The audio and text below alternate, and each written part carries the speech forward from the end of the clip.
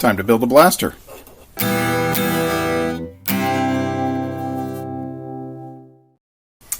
Welcome back, welcome back.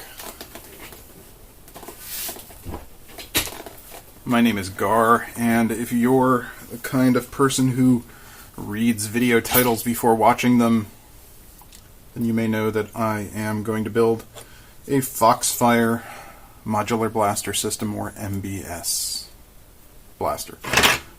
In addition to the Foxfire itself, I'm going to be featuring a cage, a flywheel cage, which I believe is called Venom, which someone on the r/Nerf Discord provided to me for partly for testing, and there will be a link to. Hopefully, there will be a link to something relevant for that in the description. I don't know if it's actually released though yet, so we'll have to wait and see.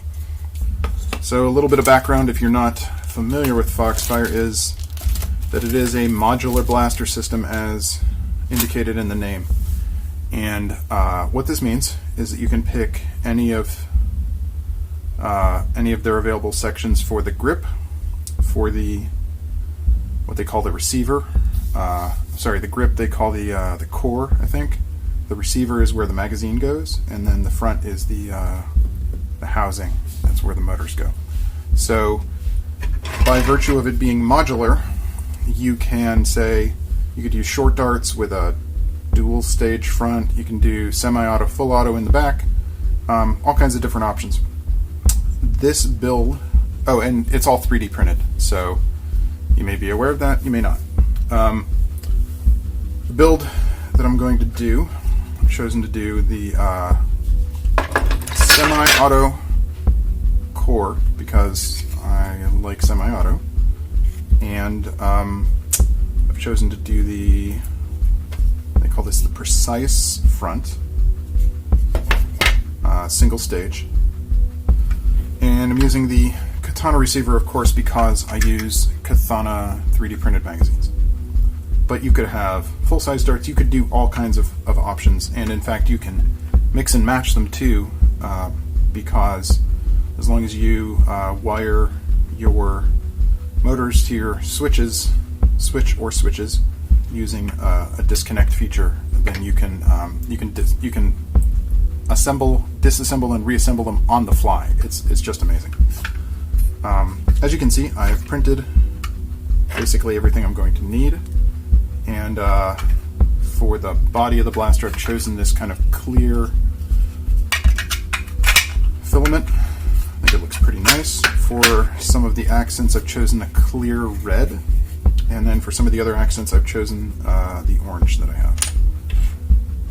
I've already done some assembly. A lot of the pieces will friction fit to one another. So, for example, the grip section, once it's fit into the core, it's actually kind of hard to get it off, and the same of the rail. Right off the bat, one thing I wanted to mention is that I'm not sure if it's the quality of my filament, the fact that it's clear, or maybe the way I'm slicing it, or just part of the design and printing process, but I've actually had a few of the posts snap off. One of the posts is in the grip, which is the lever for where the pusher goes. So that post snapped off, and also I had two of the posts in the motor housing snap. Now, one of the interesting things about the Venom cage is that it only uses 3 posts. I don't know how well this will show up, but it only has posts here, here, and here. There is no 4th post. Additionally, the Venom cage didn't fit the receiver as is. I think I had to trim some of the pieces a little bit. I had to trim these 2 supports here, and I had to trim actually part of the receiver to let the cage fit, but I've confirmed it does fit and line up now. And I haven't actually tried it in a blaster yet, so it should be interesting. Now, I will probably link to a video which contains 498 Nerf's recommendations for the hardware that you would use to assemble one of these blasters. The main components that I had to purchase were a spring for the pusher return, a nut.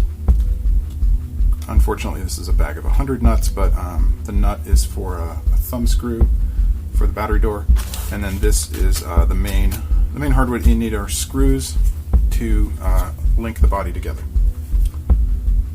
You also need like a spring, a push spring to work in the receiver. How does this go? Like this, and then basically the spring goes there. I have chosen to provide the springs myself from my spring kit. I haven't actually decided which spring I'm using yet, but it's going to be one of these two, I think.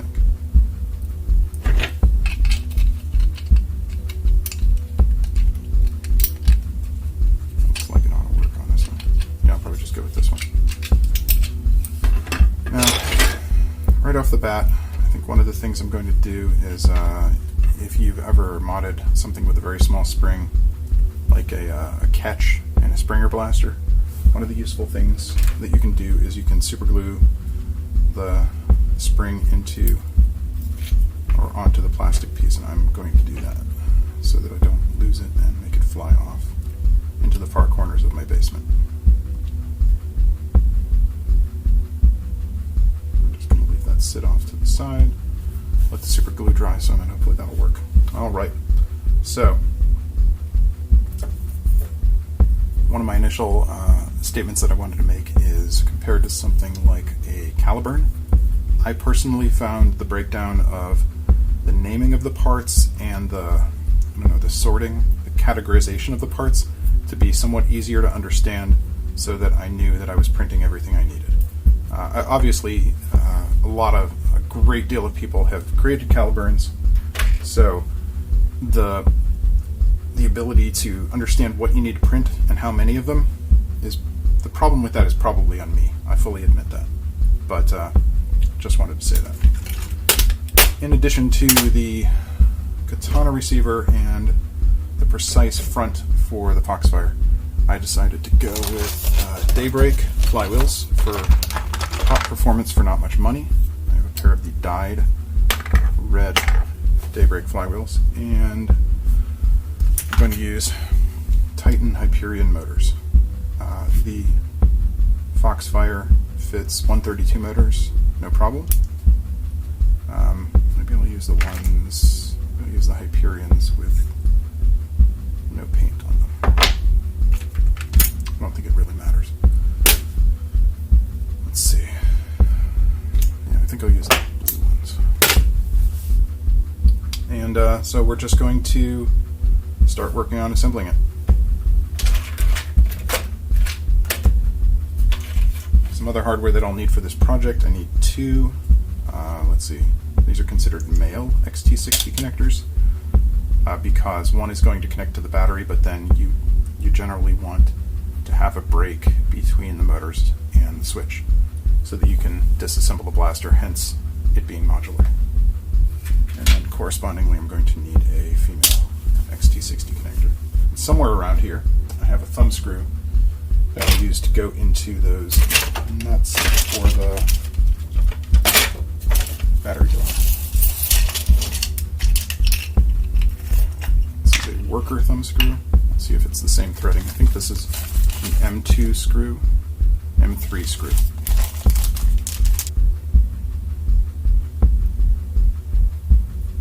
Yeah, that works perfectly. So I will plan to use this worker thumb screw, and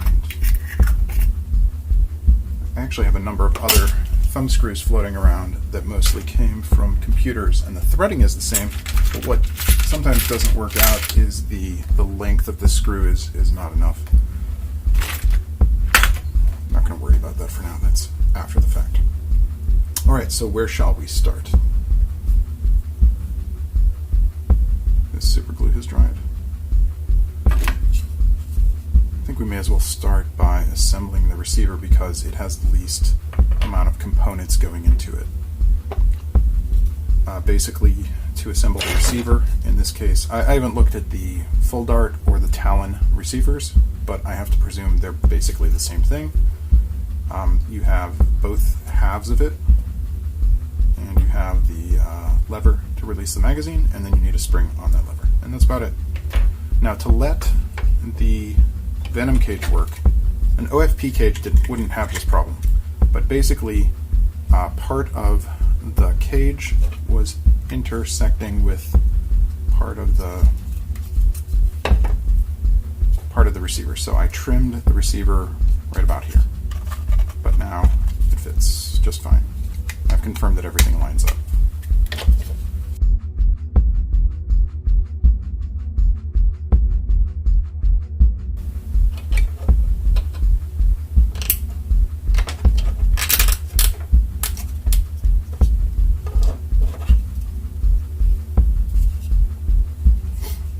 Looks like we're going to use 4 of the screws to assemble the receiver, and there's additionally, oh yeah, I forgot about this. There's essentially a wire cover that goes in there.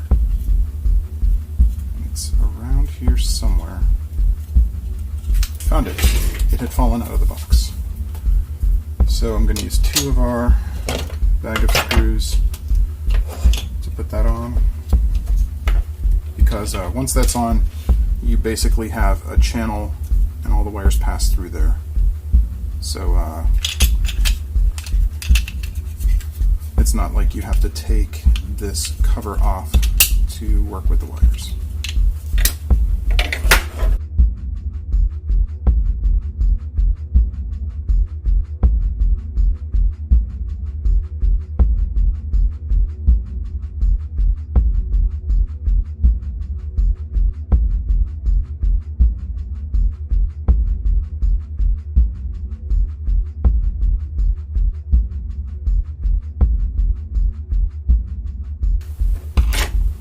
Alright, so the receiver is assembled.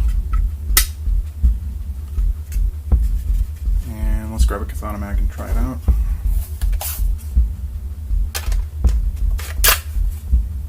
So you can see the lips, yeah, hopefully you can see the lips of the magazine are lined up properly, and it's held in there very well. I can use that lever to remove it. This appears to be a pretty well designed system, although one criticism I would give for it is the release lever has a tendency to twist inside its housing, kind of like that. And then I worry that that if it's twisted, that it won't insert into the notch in the magazine. Although my hope is that if it's twisted, maybe by inserting magazine, you will press it down and straighten it out. I'm not really sure. I think it'll be okay, but I'm not 100% sure. I did present to Ben, the designer of this, that that could be an issue, and he agreed. So I think he said he might widen the magazine release a little bit.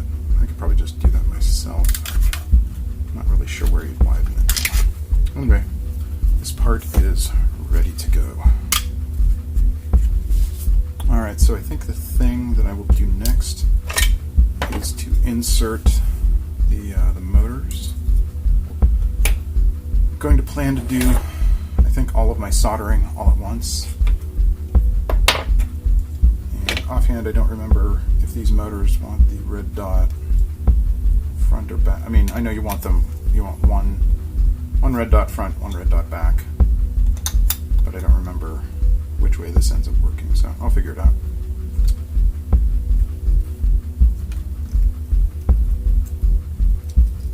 These are 3D printed motor pushers or motor holders so that you can do something like rest it on a desk and not bend the tabs on the motor. Like that.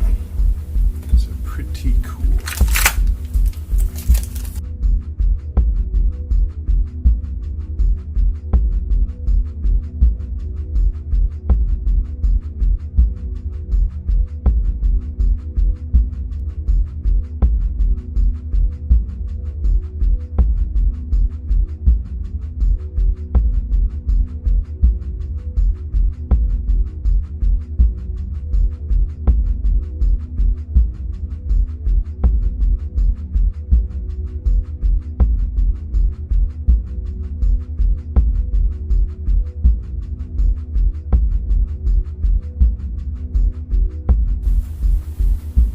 Okay, so the way I personally usually figure out which way the motors are spinning is I have somewhere around here I have a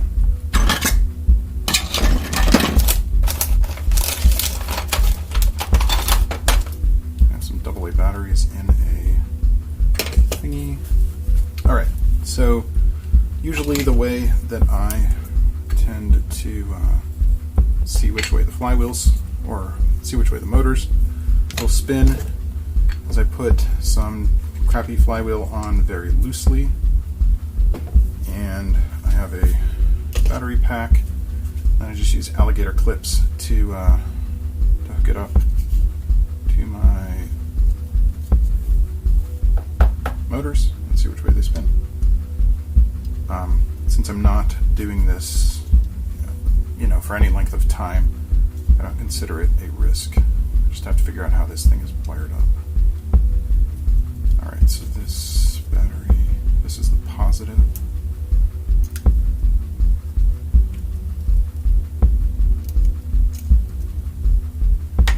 This is the negative.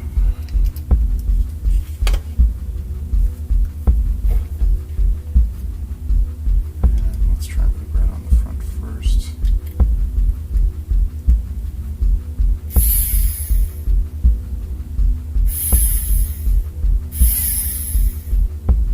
Spinning backwards.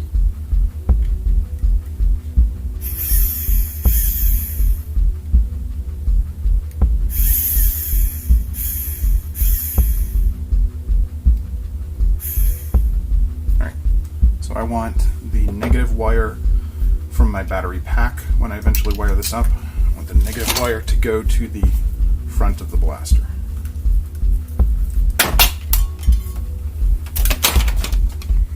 And obviously, since they're reversed, I can know that the bottom one will be the way that I want as well. What should be next?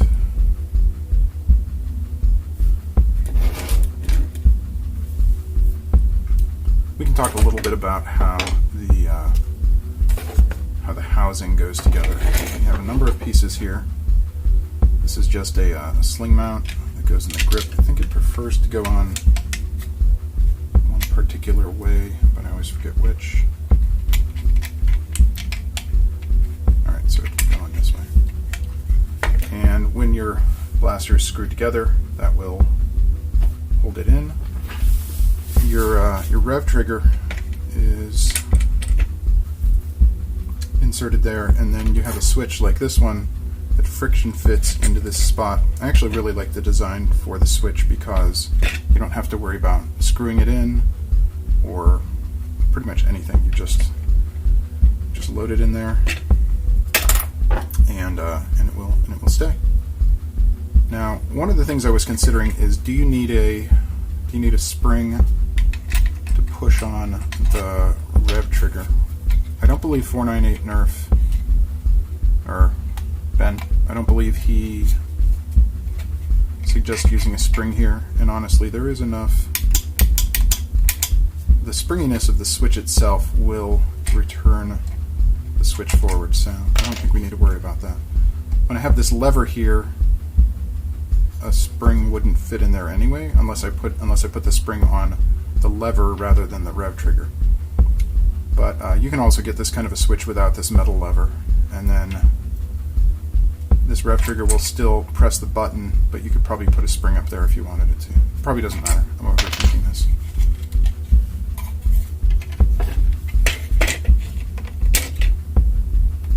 Alright, so that's the rev trigger, and then you have the assembly for the pusher in a semi.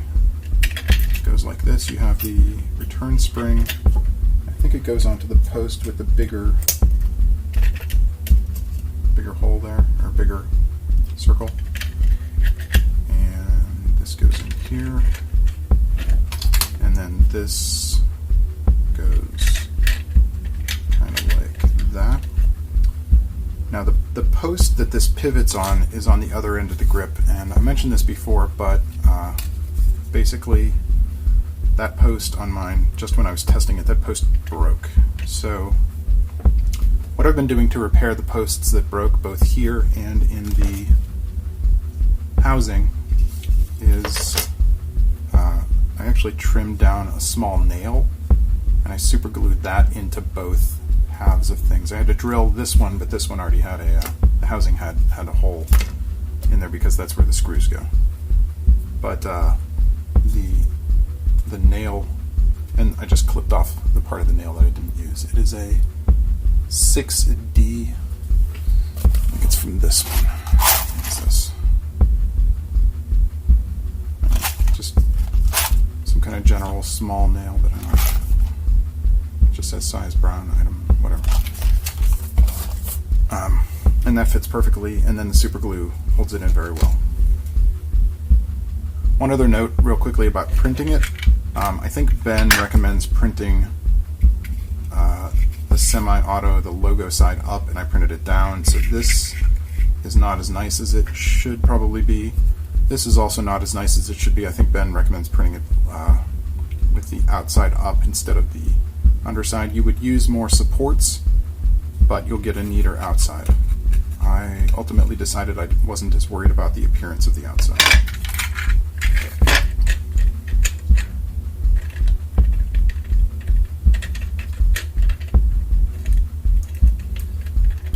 So this will go together like this, and then the pivot that's in the grip, we'll let that work.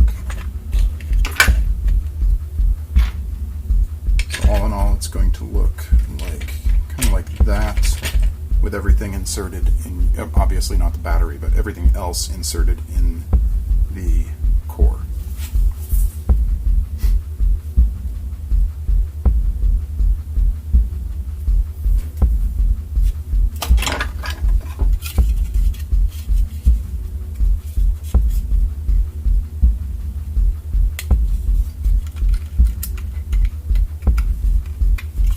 There are three tabs that correspond to 3 slots that all fit together, and I'll be honest, I was worried that this was going to be a weak part of the design, but so far I haven't run into any issues with that. The fit is very tight, as it should be, but nothing on mine is broken.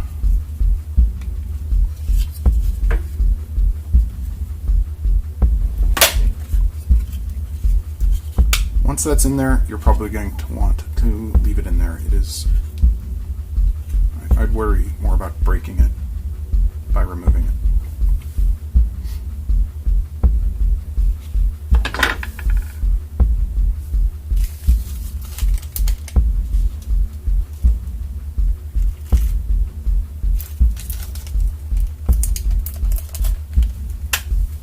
I guess we're actually ready to start talking about wiring it. So let's line everything up. I'll get to cutting my wire, and then a little bit later I will do my soldering.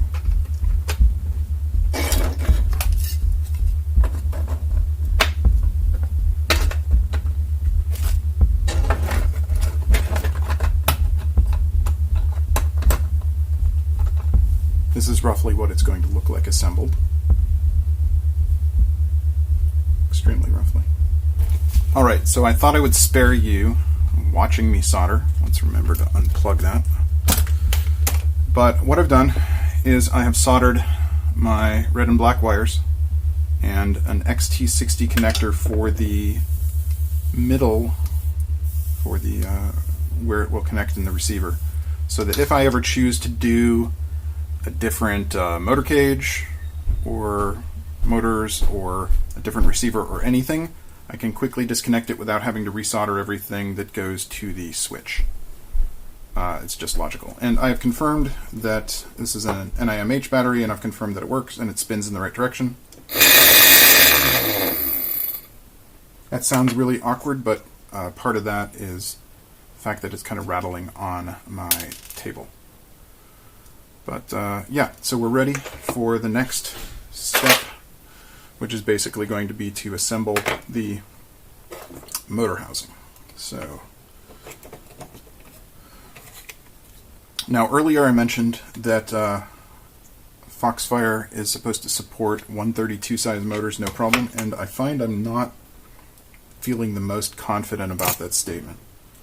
The fit in here is very tight, and consequently if you were to try and do 180 size motors, I don't think that would actually fit at all. This platform is versatile, but it may not be as versatile as some people need. So wanted to make sure that was noted.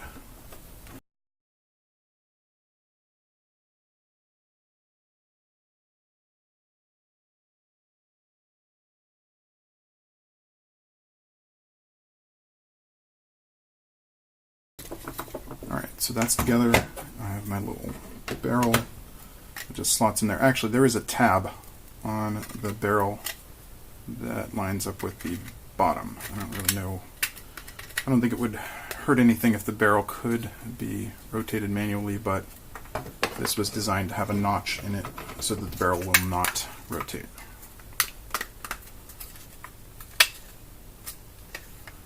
And then you're just going to use 4 more of the same screws to fix everything together.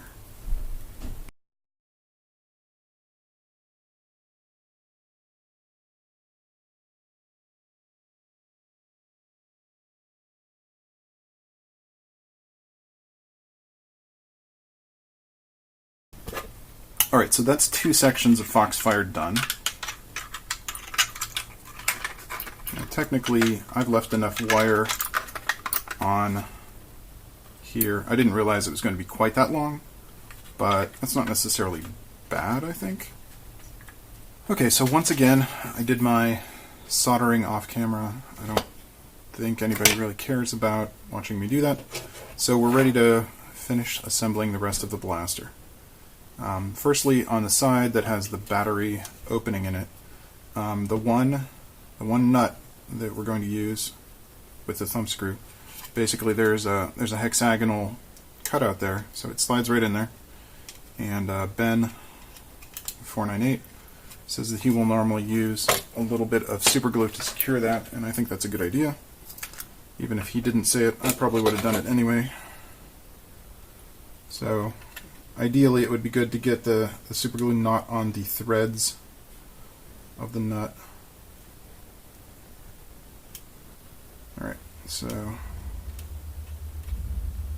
Alright, so that has super glue on it. We don't need this side of the blaster right away, so that's okay. Everything else that we are doing is going into this side. So here's my wiring harness. Basically, this is pretty much exactly the same as if we were wiring, say, a Strife or a semi-auto Nerf blaster. So you have a switch on. If you're not using motor braking, it doesn't really matter, but essentially on one of the normally open or common, you're putting a wire that goes to the battery, and on the other one, a wire that goes to positive. Technically, I think you could put the negative through the switch, but I just got in the habit of putting the positive through it. So this is going to friction fit into the applicable spot on the blaster.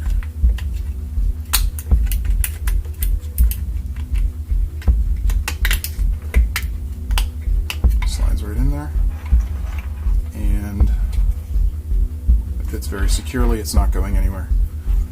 Depending on the tolerances of your printer, it is possible that it might not fit quite so snugly, but mine fits perfectly. And then we just have to run the wiring up through the blaster.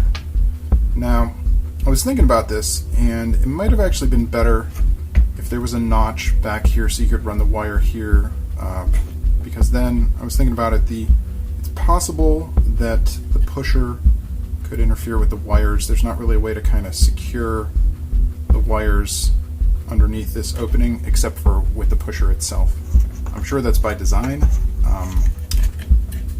and it's probably fine.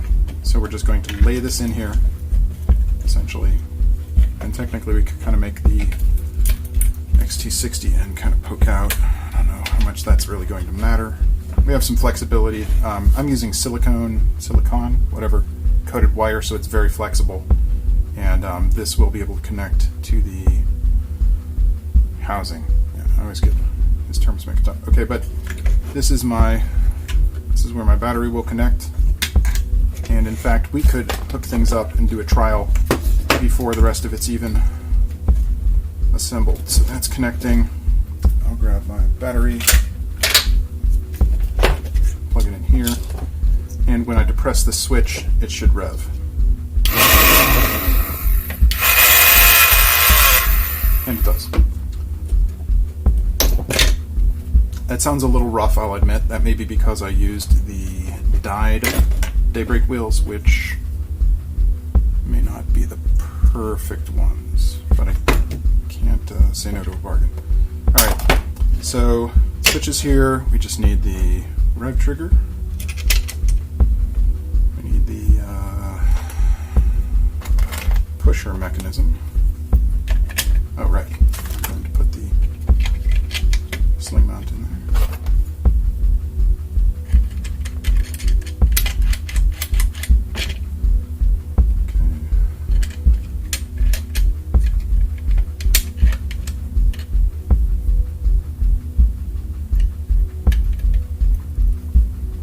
This may not be a problem at all, but I will admit I have slight misgivings about the peg on the pusher that the spring goes over. I worry that it may break over time. That may be completely unfounded, though. It looks like it could be a weak spot, and it may not be.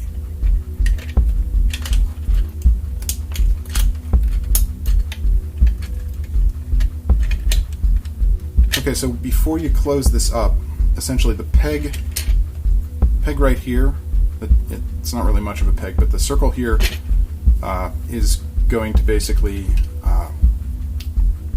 touch the peg on the other side that actually is the lever for the pusher. So what I'm suggesting is make sure you can see it through the slot. Make sure you can see that circle through the slot before you assemble it. Just trying to think if there's anything else. No, I think that's it.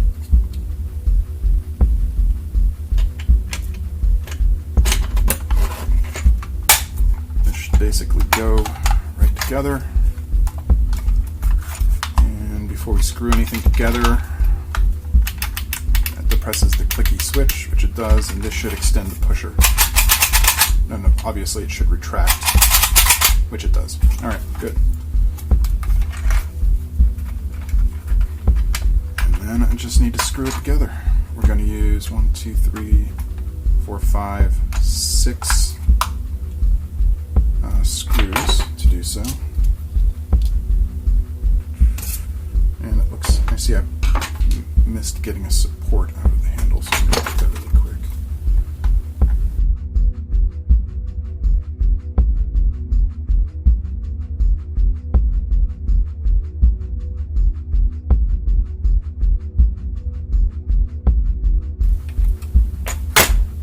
One thing that gives me a little bit of a worry with all of the screws I've been putting in, not just these particular ones, is I don't know how strong the plastic that the screws are threading into is really going to be. So on a regular Nerf blaster, you wouldn't tighten screws as tight as you possibly can. But I think that might be even more so the case on this because this is 3D printed.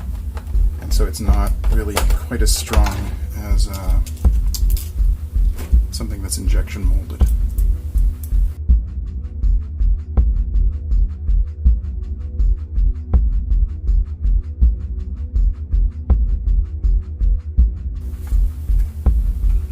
I think one of the screws didn't go in as far as it should. Part of the supports from printing it sticking out.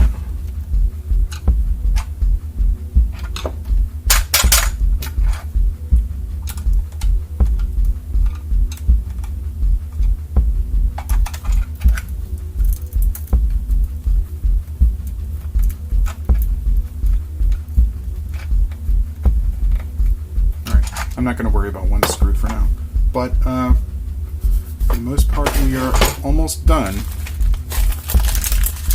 The last part that's going to come into play is how the Modular Blaster System works for assembly and disassembly because it's intended to be quick. So you have slots at the bottom, and you have also slots at the top. But basically there are hooks here that hook into the top ones, then you slide it down, and you make sure these tabs are in those slots, and then there's 2 screws on this side, 2 screws on the other side that you'll put together. So I slid this in, and I'm going to kind of push down here to make that go. All right, made kind of a click.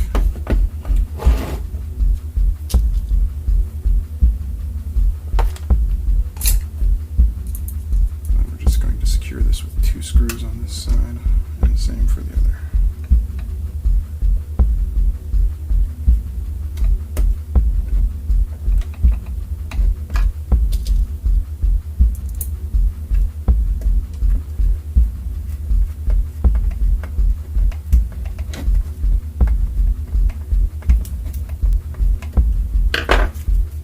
That's on there good and tight. Now, oh crap. Alright, I gotta undo that, or just grab it with my pliers. This was supposed to come through. Alright, there we go. Can I don't know. I'm not sure how well this will work. I might have to adjust the spacing of the wires if I'm going to disassemble it and reassemble it. But all I really have to do is make sure my XT60 is connected first.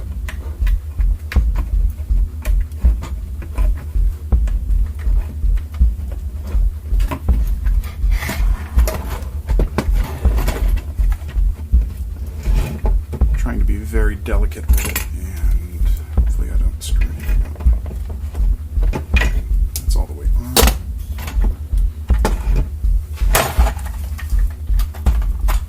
Do the same thing on this side. I'm going to push it together until the kind of makes a click, and then 2 more screws that I need to put in here. Alright, it's together. I did that part on my lap, basically because I couldn't think of a good way to balance it on my desk to do it. Alright, but it's together.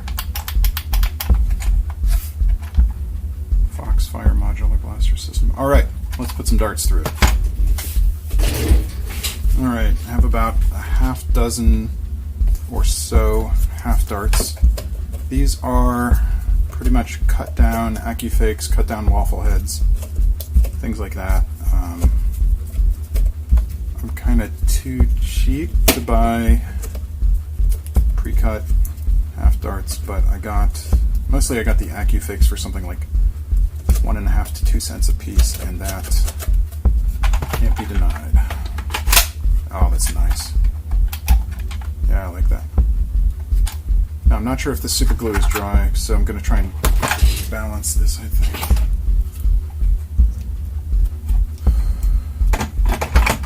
This isn't the battery I'm going to use it with, but it's the one I have charged right now. Okay, this is going to be mega loud for you headphone users. I will squelch it a bit, but here we go.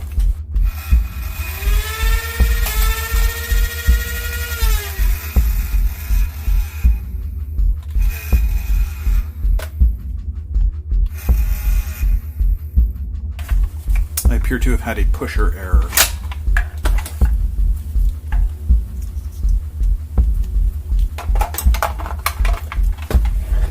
Hopefully that doesn't recur.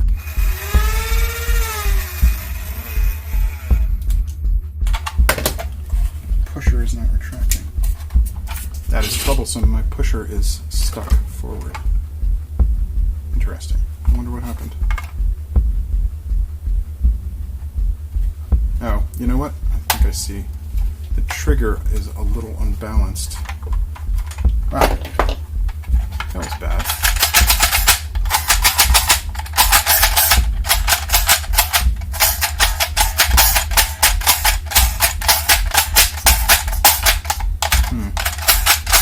The pusher is inconsistent.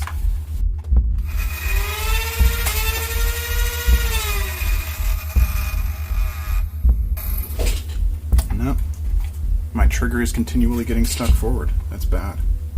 All right. Well,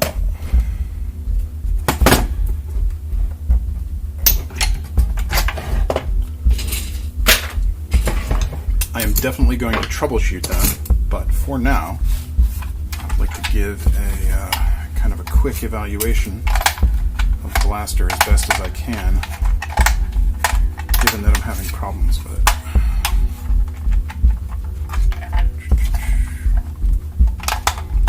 Well, I guess I'll take it apart while I talk about it. Okay, so the good. Here is what I like about it. I really like the modularity. The fact that you can take any of the multiple segments that Ben has designed and assemble something suitable for a wide variety of gameplay. That is just amazing. I chose to do the short darts because I just think it's really neat that you could have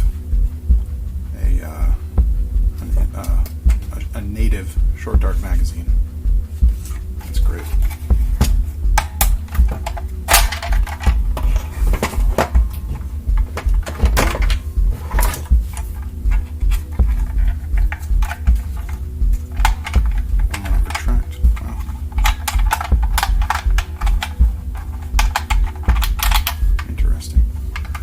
Okay, well, the most notable oversight on this that I could pick up is honestly that it has as far as I can tell, it has no native place if you wanted to put a voltmeter on it. A lot of people use a voltmeter or a volt alarm perhaps, but I think voltmeters are fairly common. A lot of people use those for their lipos so that they do not get too low, and I think you'd have to essentially make your own place for a voltmeter if you wanted one. I tend to not use them, mostly because I use either NIMH or Life batteries, and it's not that you shouldn't run those down, it's just that I think it's less of an issue if you do. So, I'm not sure where would actually be a good place to put a voltmeter on this if you were to have a spot for one pre-designed, but it does seem like kind of an oversight.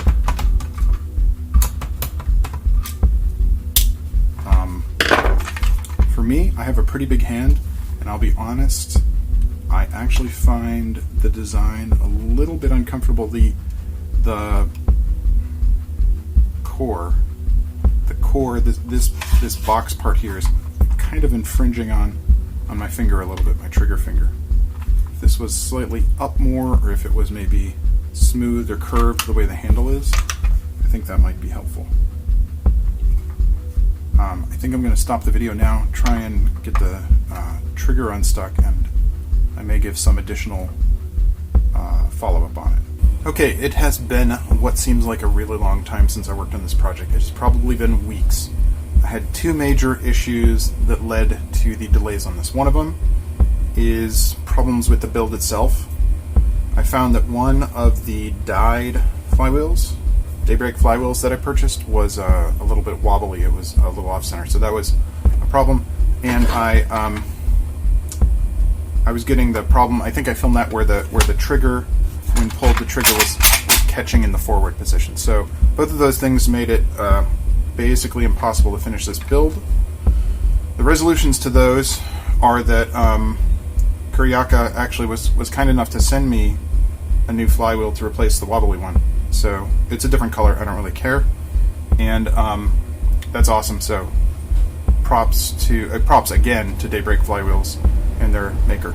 The resolution for the trigger being stuck, oh great, the AC kicked on. The resolution for the trigger being stuck was essentially I printed the parts again. So what I have here, yeah, the color's different, whatever. And I think what happened is when I printed them the first time, I thought that it was assembled in a different way. I thought that how does this go? Like this.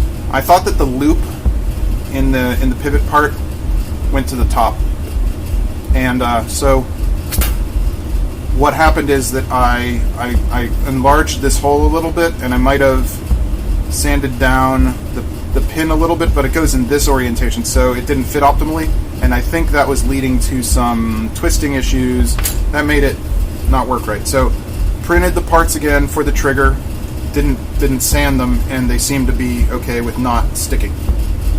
Now, a third issue that I've had overall, not specific to those, are that I've had a number of the parts where the screws go into snap off. I am not sure if using higher infill would affect that directly, would resolve that. I did not use 100% infill, but maybe I should have, and I think if I do another one of these, I'm going to use 100% infill. But I didn't, and I don't feel like reprinting everything right now, just to finish the build. I have glued on a number of the parts that broke off, because at least PLA takes to glue pretty well. If you look on my desk, you may see a number of these little parts where the screws go, which have snapped off, and that's pretty annoying. Alright, then the other issue that caused this build to be delayed was basically that my favorite video game has come back. Or at the very least, my favorite MMO video game, which is City of Heroes. The game City of Heroes is back from the long dead in, I don't know, fan format, fan supported, whatever, something like that. And it's great to have it back. So I've been playing the heck out of City of Heroes. And that, like, to the expense of basically everything else in my life, I've been playing the crap out of City of Heroes. I have not nerfed lately, and that is a shame. I haven't really filmed any videos lately, but we're trying to get back to it. Where did I even leave that screwdriver? I don't know. Alright, here we go. So, I'm going to finish this off, finish the video. Well, I'm going to try and finish the video. The one caveat for the video is I have a real chronograph on order, and it would be great to offer real chronograph readings to go with this. But it's not here yet. It's coming from Asia, and I don't know when it will be here. This is one of the posts that snapped off, so I keep forgetting, don't put a screw in there, don't bother. This post is also apparently snapped off. Man, that's rough. Alright. If I see problems with this coming apart, rattling too much, something like that, it is plausible that I will reprint parts of the shell. That's not coming out. Great.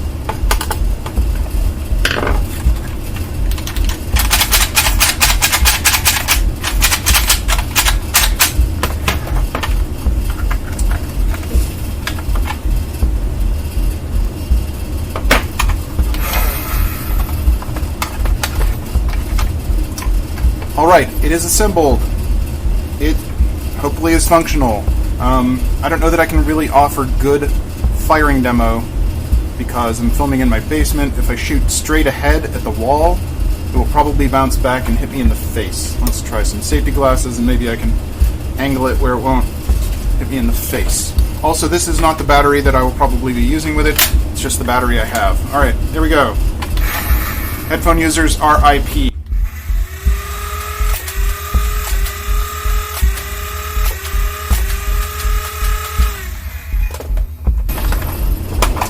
Alright, well, that worked.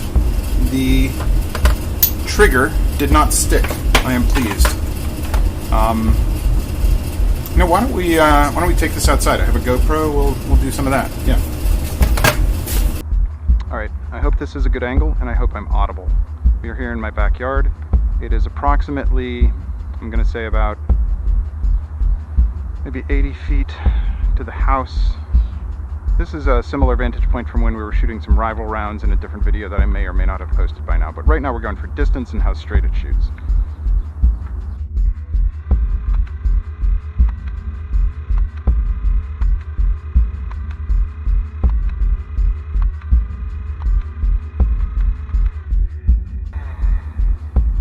Alright, so that went easily. I could have hit the house. These were really straight shots. I was using cut down waffle tips and cut down AccuFakes. Alright, I actually got a chronograph. This is going to be the first usage of it on video, I suppose. And what I'm going to do is run some shots. These are going to be basically cut down AccuFakes and cut down waffles. Run some shots through the chronograph. Hopefully it'll show up, and I will turn the sound down because it'll be super loud, and I'll try and zoom in on the chronograph for the shots if I need, and if it doesn't show up at all, I will try to put up a summary screen. Alright, here we go.